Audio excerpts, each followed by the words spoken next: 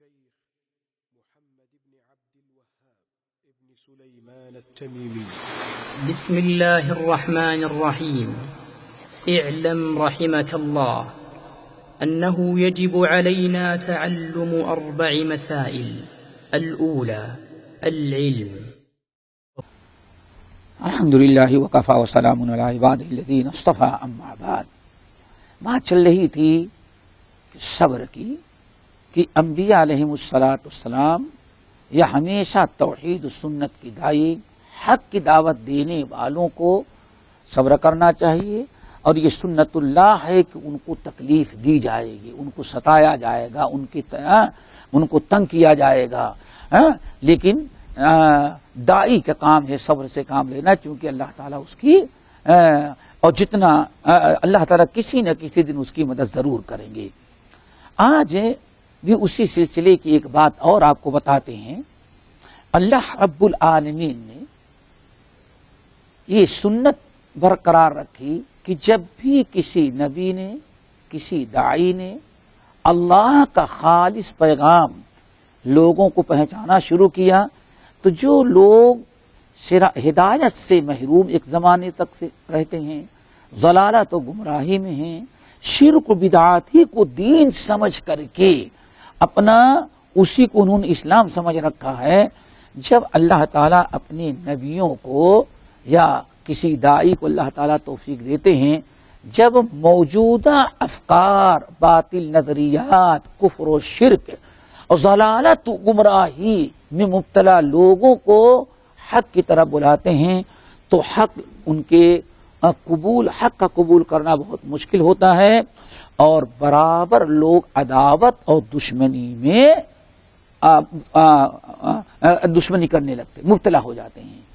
اور کبھی ایسا بھی ہوتا ہے مجنون، پاگل، ساحر، بھٹکا ہوا، اس قسم کے القاب سے طعنہ دے کر کے داعی کو ایذا پہنچاتے ہیں زبان سے، اور کبھی طاقت کا بھی استعمال، اور ان کے اوپر تنقید کر کے ان کے مقام کو گھٹا کر کے لوگوں کو صراط مستقیم سے روکنے کے لیے یہ حربے استعمال کرتے ہیں. اس سلسلے میں سورہ زاریات کے اندر ایک بڑی عجیب سی آیت ہے، آیت نمبر 52. اللہ نے فرمایا كَذَلِكَ مَا أَتَى الَّذِينَ مِن قَبْلِهِمْ مِن رَسُولٍ إِلَّا قَالُوا سَاحِرٌ أَوْ مَجْنُونٌ أَتَوَاصَوْا بِهِ بَلْ هُمْ قَوْمٌ طَاغُونَ. یہ آخری سورت کی آیت ہے. اللہ تعالیٰ نے اپنے نبی کو حکم دیا، اے نبی آپ لوگوں کو حق کی دعوت دیں، بتائیں اللہ کے علاوہ کسی کو پکارے نہیں، آپ رسول و پیغمبر ہیں. رہی بات آپ کو یہ لوگ جو جھٹلا رہے ہیں، آپ کو تنگ کر رہے ہیں، تو اس سے آپ کا بیدہ خاطر نہ ہو، ہم نے آپ کو نبی بنایا. كَذَلِكَ مَا أَتَى الَّذِينَ مِن قَبْلِهِم مِّن رَّسُولٍ، آپ سے پہلے ہم نے جتنے رسول دنیا میں بھیجے ہیں، كَذَلِكَ مَا أَتَى الَّذِينَ مِن قَبْلِهِم مِّن رَّسُولٍ، اسی طرح جیسے آپ کو ہم نے رسول بھیجا، اور آپ کی قوم، آپ کے قوم اور وطن کے لوگ جیسے آپ کو مجنون، ساحر، بے دین، دیوانہ اور پاگل کہہ رہے ہیں، ایسے ہی ہم نے جب بھی دنیا میں کسی کو رسول بنا کر کے بھیجا، تو قوم کے لوگوں نے الا قالوا، قوم کے لوگوں نے یہی کہا کہ اللہ کا نبی نہیں بلکہ ساحر، جادوگر یا مجنون اور پاگل ہو گیا ہے. اللہ نے فرمایا یہ بالکل ایک عجیب سا اہل باطل کا، مشرک، شرک کرنے والے گمراہوں کا ہمیشہ سے یہ طریقہ رہا. کہ کوئی آپ کے ساتھ یہ سلوک نہیں ہو رہا ہے. آپ سے پہلے جتنے نبیوں کو میں نے بھیجا، ہر نبی نے جب دعوت کا کام شروع کیا تو اس کے امتیوں نے کیا کہا؟ قوم نے ساحر او مجنون، یہ ساحر ہے، مجنون اور پاگل ہے. کبھی شاعر کہا، کبھی دیوانہ بے دین کہا. اللہ فرماتے ہیں اتواصوا بہ بل ہم، معلوم پڑتا ہے ہر پہلی والی قوم نے بعد والی قوم کو نصیحت کیا تھا، دیکھو ہم نے نبی کو مجنون اور دیوانہ پاگل کہا، تمہارے یہاں نبی ہے تم بھی وہی کہنا جو میں کہہ رہا ہوں، اتواصوا بہ بل ہم قوم طاغون۔ ذرا سوچو کس طرح سے یہ دنیا کا دستور رہا کہ دعوت دینے والے کو، شراب پینے والے کو صرف شرابی لوگ کہتے ہیں، زانی کو صرف زانی کہتے ہیں، چور کو صرف چور کہتے ہیں، ڈاکو کو صرف ڈاکو کہتے ہیں، لیکن نبی کو یا دعوت دینے والے کو جتنی چیزیں لوگوں کے زبان پہ آتی سب کہہ ڈالتے ہیں۔ بے دین کہتے ہیں، مجنون کہتے ہیں، ساحر کہتے ہیں، کذاب کہتے ہیں، اور پتہ نہیں کتنے کتنے القاب۔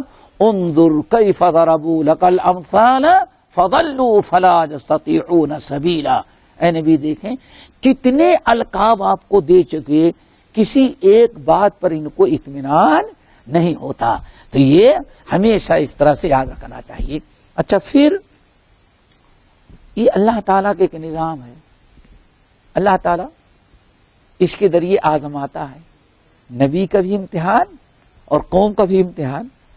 اسی لیے سورۃ الفرقان کے اندر اللہ تعالیٰ فرماتے ہیں وَكَذَلِكَ جَعَلْنَا لِكُلِّ نَبِيٍّ عَدُوًّا مِّنَ الْمُجْرِمِينَ۔ اللہ اکبر۔ اے نبی جیسے آپ کے مکے والے دشمن بن گئے، آپ کی قوم، آپ کی برادری، خاندان، وہی مکے کے لوگ جو کہتے تھے پورے مکے میں سب سے زیادہ محبوب یہ ہے، سب سے زیادہ امانت دار محمد صلی اللہ علیہ وسلم ہیں، سب سے زیادہ صادق یہ ہیں، بلکہ الصادق الامین آپ کا لقب ہی رکھے ہوئے تھے۔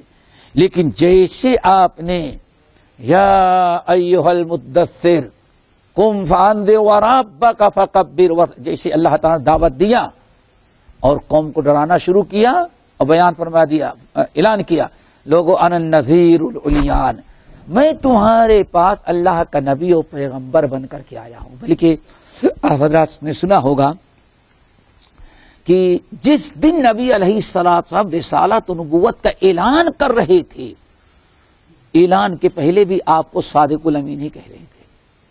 آپ صفا پہاڑی پہ چڑھ گئے، صفا پہاڑی پہ چڑھ گئے، اور صفا پہاڑی پر جانے کے بعد یا صباحا، اس وقت کا جو دستور تھا کہ کوئی اعلان کرنا ہو یا کوئی بڑا حادثہ، بڑا واقعہ سامنے ایمرجنسی میں آ گیا ہو حادثہ، تو اس پہاڑ پر چڑھ کر کے قوم کو بلند آواز یا صباحا یا صباحا، یہ دستور تھا۔ نبی علیہ السلام اس دستور کے مطابق اوپر کھڑے گئے۔ مکے کے لوگوں نے زندگی میں کبھی اللہ کے رسول کو نہیں دیکھا تھا اس طرح سے پکار رہے ہوں، آج آپ اچانک یا صباحا یا صباحا یا صباحا بلند آواز سے پکارا۔ مکے والے ہیں، ارے محمد کو کیا ہو گیا، آج یہ ہمارا سب سے سچا انسان کیوں بلا رہا ہے؟ صادق الامین محمد محبوب کہتے ٹوٹ پڑے، سارے لوگ آ کر کے کھڑے ہو گئے۔ کیا ہوا آپ کو؟ کون سا حادثہ پیش آ رہا ہے؟ کیا آپ دیکھ رہے ہیں؟ اللہ اکبر۔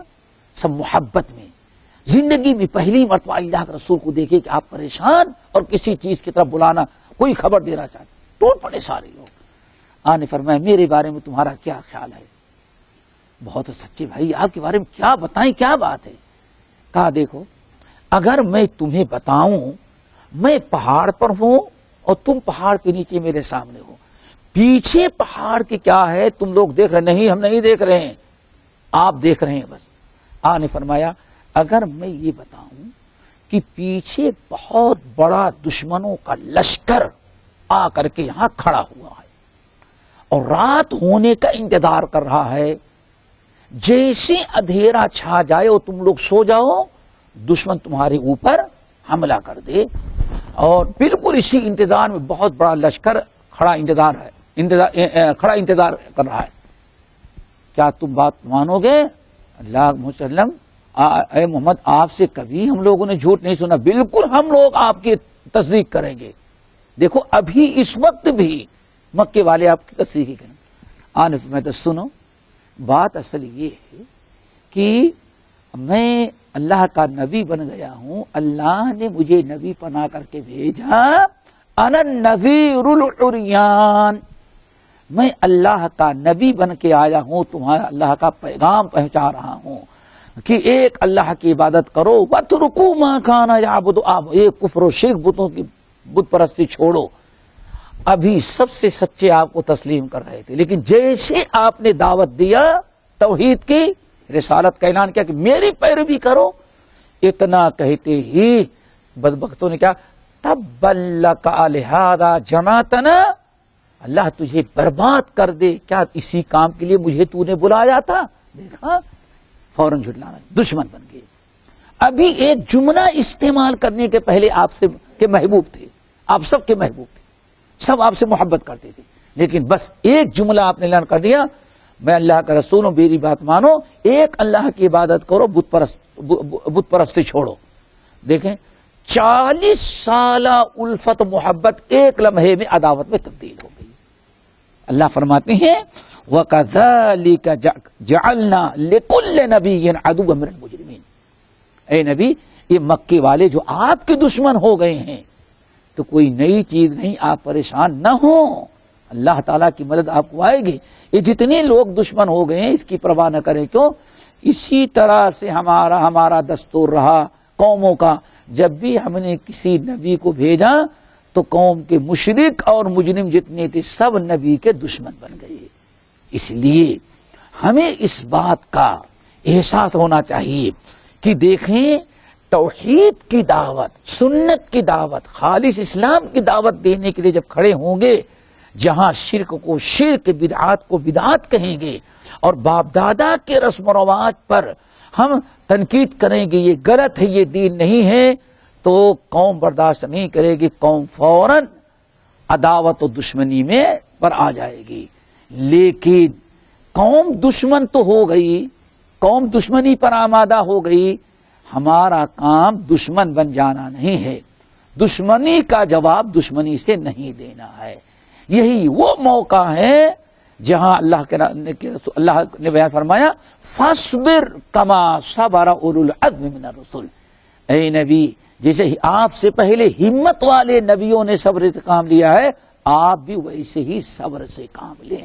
دیکھیں کس قدر حقائق اللہ تعالیٰ نے بیان کیا اور پوری دنیا کی تاریخ بیان کر دیا کہ جب بھی اللہ رب العالمین کسی کو نبی بنایا، پوری قوم محبت سے ختم کر کے وہی انسان نبی بننے کے پہلے جو سب کا محبوب تھا، پوری قوم اس کی دشمن بن جاتی ہے اور طرح طرح کے اسے برے القاب سے یعنی نہ رشتہ ناتا، قرابت داری، دوستی یاری سب ختم کر کے اب اس کو تکلیف پہنچانے کے پیچھے پڑ جاتے ہیں۔ لیکن پھر بات وہی آئی کہ دعوت کے کام میں دشمنوں کے ساتھ دعوت اگر کام کرنا ہے، دعوت دینا ہے تو دشمنوں کا جواب دشمنی سے نہیں دینا پڑے گا۔ دشمن دشمنی کریں گے آپ کی، آپ ان کی دشمن نہ رہیں، آپ ان کے خیر خواہ رہیں، صبر کریں اور ان کی بدخواہی۔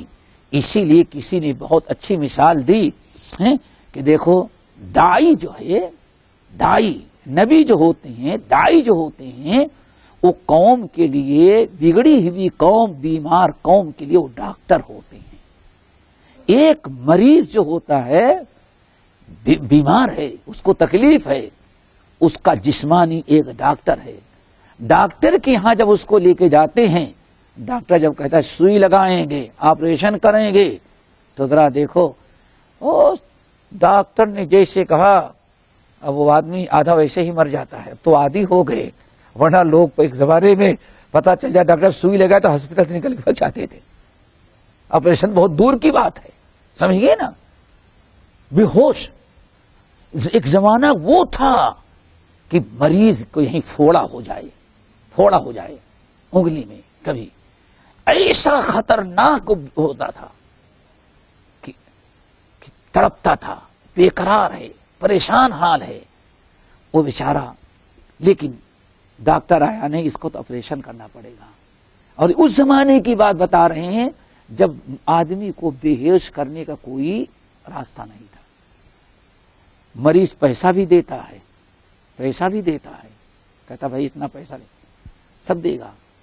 اور مریض جب آپریشن کرنے کے لیے لٹایا جاتا تھا تو 2-3 آدمی سینے پر چڑھے, 2-3 آدمی ٹانگوں پر, 2-3 آدمی ہاتھ پکڑے, اور پھر جراح جو ہے خوب اچھی طرح سے چیرتا تھا. چیرنے کے بعد سارا فاسد مادہ دبا دبا کے, آپریشن میں اتنی تکلیف نہیں ہو جتنا وہ دبانے میں تکلیف. پھر اس کے بعد کچھ دوا ہوتی تھی, اس کو کپڑے میں لپیٹ کر کے وہ اس کے اندر وہ ڈالتا تھا. اللہ اکبر, گھنٹوں لگ جاتے تھے.